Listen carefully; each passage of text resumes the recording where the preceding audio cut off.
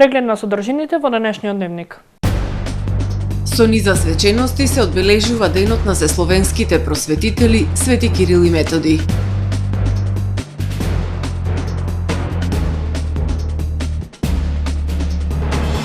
Јавното предпријатие Билјанини извори ќе наплаќа надомест за оштетување на рампите.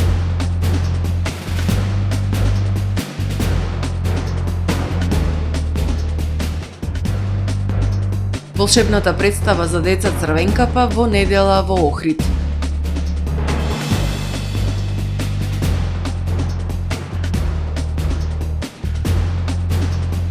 Косово ќе издава дел од затворскиот простор на Данска, која се соочува со пренатрупан затворски систем. Ги погледнавме кратките најави. Останете со нас, со дневникот започнуваме по временската прогноза.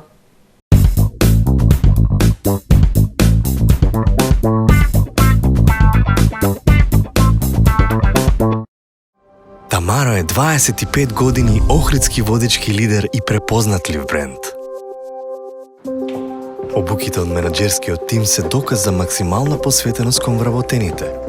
Тамаро Холдингот се грижи за организацијата и на време од пренесените информации кои отсликуваат тимската работа. Секој успех на вработениот е успех и на компанијата. Маркетите располагаат со производи со висок квалитет од секакви брендови по одлични цени. Вкусните печива од Анабела пекарата се веќе омилен појадок на многу потрошувачи во Охрид. Анабела кујната услужува голем број на потрошувачи и компании.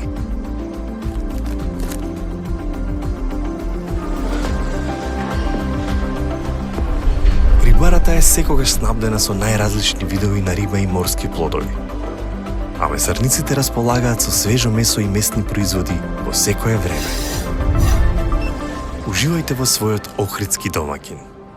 Тамаро, повеќе од маркет.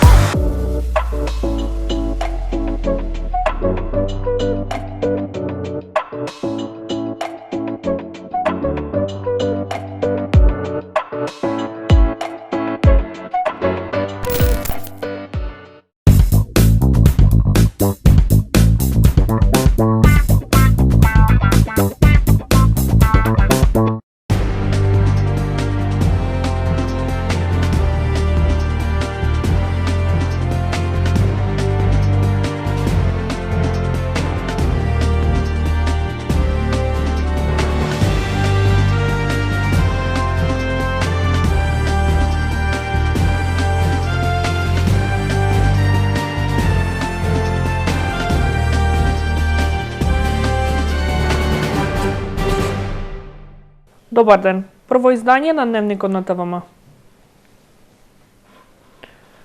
Со низа свечености се одбележува денот на сесловенските просветители.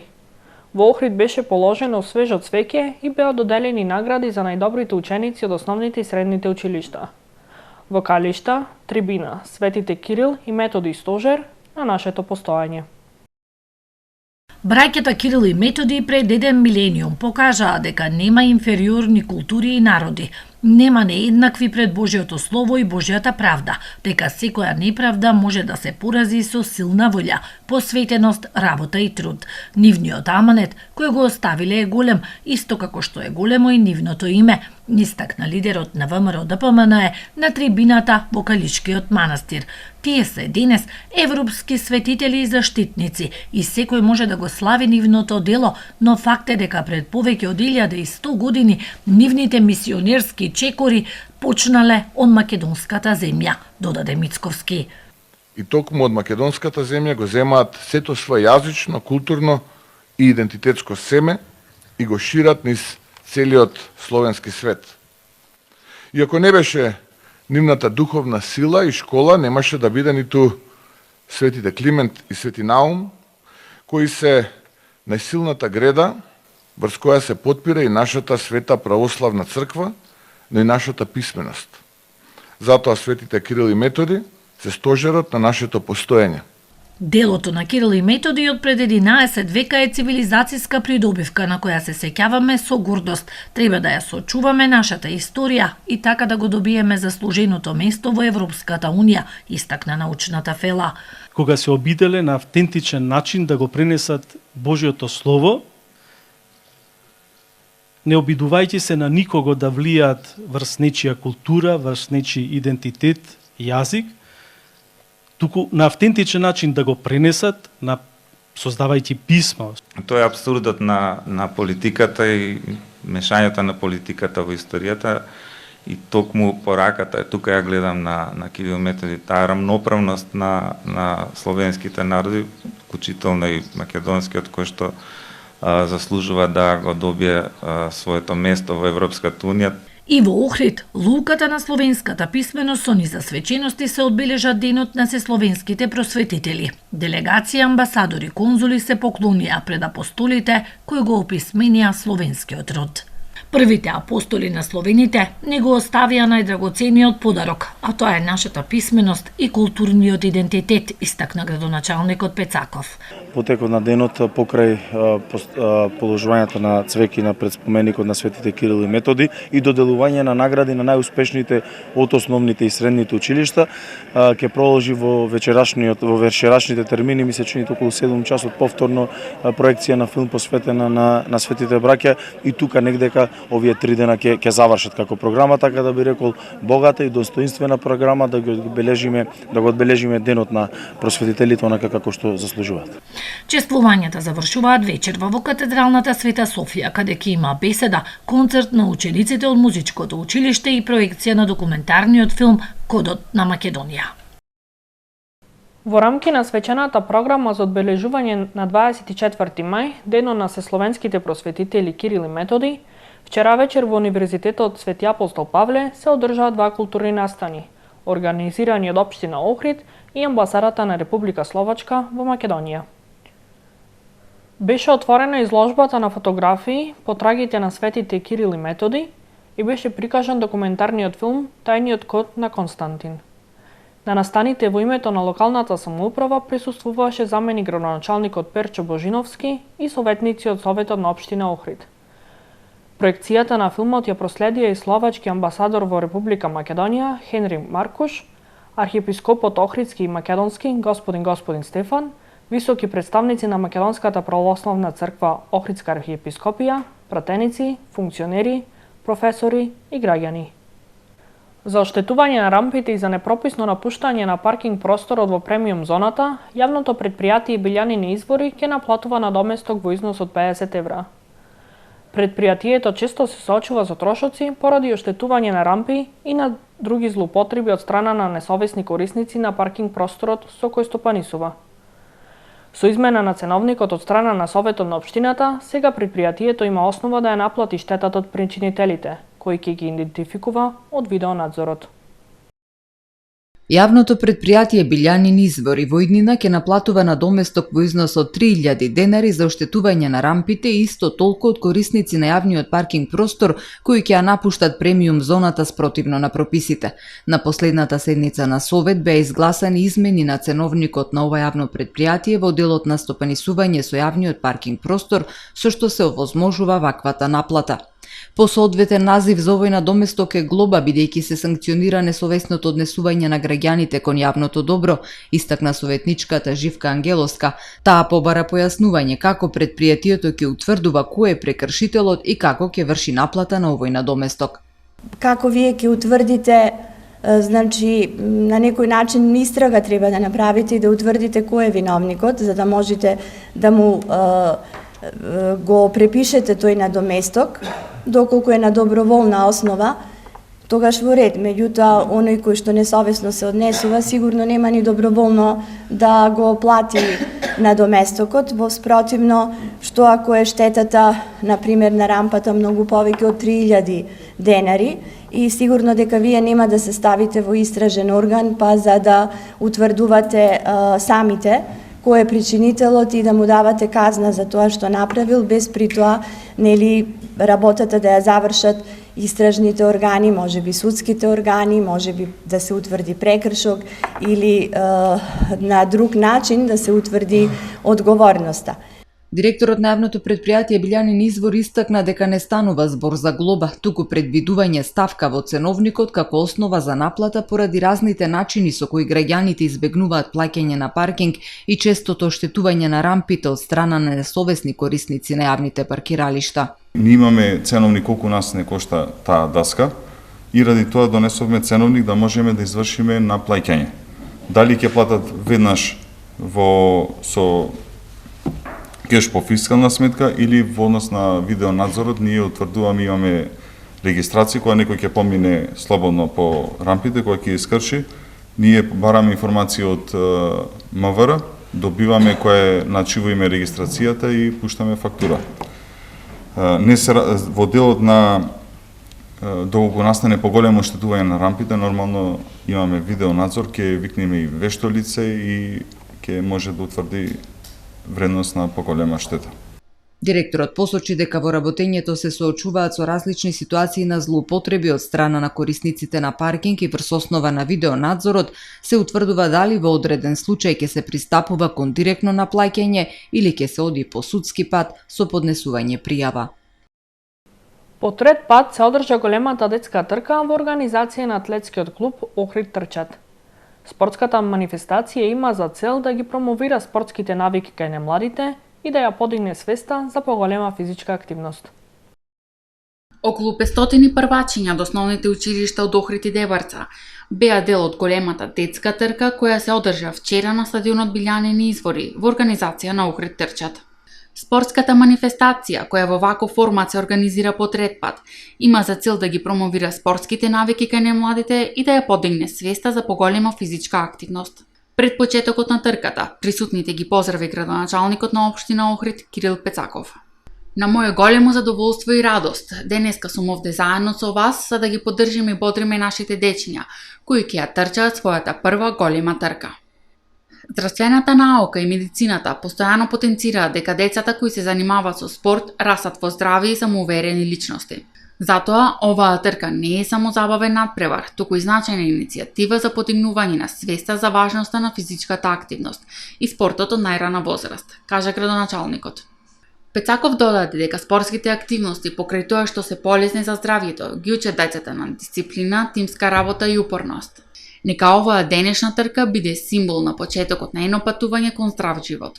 Нека биде инспирација за сите нас да ги поддржиме и охрабриме нашите деца да бидат активни, да спортуваат и да ги откриваат своите таленти и способности. Пецаков упати голема благодарност до ентузијастите од Охрид трчат, кои со својата посветеност и труд веќе неколку години успешно го организираат овој уникатен настан и верува дека така ќе продолжат и во иднина. Охрид е спортски град, истакна Пецаков во своето обраќање. Учеството на трката беше бесплатно, а за сите учесници Охрид трчат обезбеди мајца, медал, вода и пригодни подароци. Трката и оваа година ја поддржаа општина Охрид и голем број општествено одговорни компании. Пред крајот на учебната година и во време на уписи во средните училишта, денешната емисија Прашалник ја посветуваме токму на тема образование. Денешни соговорнички на колешката Сонја Рилковска се Светлана Велковска, директорка на гимназијата Свети Климент Охридски, и Билјана Ристеска, помошник директор во електромашинскиот училишен центар Свети Наум Охридски. Прашалник следува веднаш по првиот дневник на ТВМ. Волшебната представа за деца Црвенкапа на 26 мај, недела, со почеток во 11 часот и 30 минути, ќе биде одиграна во големата сала во Центарот за култура Григор Прличев во Охрид. Станува збор за представа која ги полни салите низ цела Македонија. Истата е надополнета со неколку ново компонирани детски музички песни кои се специјално создадени за оваа представа и истите пред публиката, заедно со дечињата, ќе ги отпеат нивните омилени театарски ликови од оваа волшебна сказна. На крајот од представата дечињата ќе се сликаат со Црвенкапа и Волкот. Сите кои сакаат да ја проследат театарската представа, може да си резервираат билет на телефонскиот број 078 66 77 97. Во продолжение да ги погледнеме и вестите од светот. Грчката полиција разбила меѓународна криминална група, активна во увоз и трговија на кокаин од Латинска Америка, при што били откриени 210 кг кокаин и оапсени 4 лица. Како што соопштила грчката полиција, кокаинот се пренесувал по морски пат, скриен во кутии со ракчиња, наменет за европските земји, а членовите на криминалната организација се стекнале со огромни незаконски приходи кои надминуваат 5 милиони евра. Меѓу четворицата уапсени е и 64 годишен кој издржувал затворска казна во САД за негова вмешаност во случај за трансфер на оружје од Европа. Мексико се опоравува од временскиот феномен под висок притисок, познат како топлинска купола, што на некои места создаде рекордни температури кои надминали 45 степени Целзиусови. Како последица на енормните температури, починали 22 лица меѓу 12 и 21 мај. Податоците на Министерството за здравство покажуваат дека уште стотици луѓе преживеале топлотен удар, изгореници од сонце, дехидрација и други услови поврзани со топлина. Големата топлина ја влошила сушата на национално ниво и ја затегнала електричната мрежа на Мексико, при што мајмуните почнали да паѓаат мртви од дрвјата поради сомневање за дехидрација. Во следните 10 до 15 дена, Мексико би можело да ги доживее своите најжешки температури досега. Косовскиот парламент вчера го одобрил предлог законот за издавање на дел од затворскиот простор на Данска, кој се соочува со пренатрупан затворски систем. Според договорот, потпишан пред 2 години, данските власти ќе испраќаат странци осудени во Данска на отслужување на казната во Косово. Договорот не се однесува на данските граѓани, затворениците осудени за тероризам или воени злосторства и ментално болни затвореници. Законот допрва треба да го потпише претседателот на Косово. Данска треба да му плати на Косово 210 милиони евра за користење на затворскиот простор, а договорот предвидува осудените лица испратени на Косово да ја ослужуваат казната под исти услови како и во затворот во Данска, во согласност со меѓународните обврски на Данска. Апсен е поради лажен тестамент. Бизнисменот Марко Ди Нунцио, кој живее во Колумбија, тврди дека Берлускони му оставил милиони, јахти и вили. Тестаментот, кој наводно бил потпишан пред нешто повеќе од 2 години, немал холограм, пренесува Јунио Несарда. Тој е уапсен по налог на колумбиските власти, поради случајот со фантомскиот колумбиски тестамент на Берлускони, но и за обид за изнуда на децата на Берлускони. Најмалку 4 лица загинале, а околу 16 лица се тешко повредени, откако вчера се урнала зграда на плажа во Мајорка, соопштиле шпанските служби за вонредни состојби. Несреќата се случила во градот Палма де Мајорка, на Медитеранскиот остров популарен меѓу туристите. Шпанската новинска агенција ЕФЕ и други медиуми известили дека во зградата се наоѓа ресторан Медуза Бич Клаб, а и во близина на плажата. Јавната телевизија за Балеарските острови ИБЗ објави дека имало луѓе кои танцуваат на терасата, која се урнала на катот подолу. Не се наведуваат причините за уривањето на зградата. Со вестите од светот го завршуваме првото издание на Дневникот на ТВМ. Ви благодарам што не следевте. Пријатно.